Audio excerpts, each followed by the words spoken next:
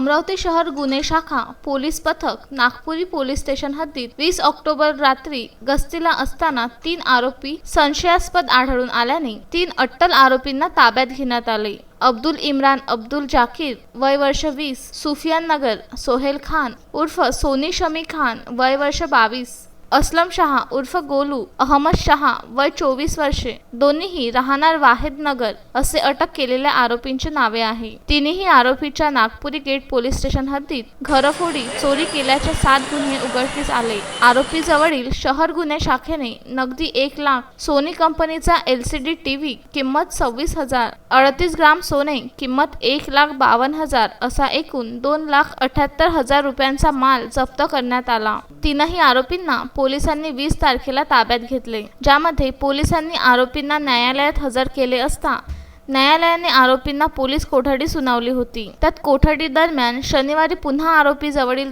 2 नवीन दुचाकी अंदाजे किंमत 1 लाख असा एकूण 3,78,000चा माल जप्त करण्यात आला। आरोपींनी चोरी केलेल्या एवजमधील किमतीतील नव्या 2 दुचाकी किस्तीने विकत घेतल्या होत्या, जे वाहनापैकी एका बाईकचे 70,000 तर दुसऱ्या नवीन मोपेडचे 30,000 डाऊन पेमेंट फायनान्स करून विकत घेतल्याची माहिती पोलीस सूत्रांकडून मिळाली आहे।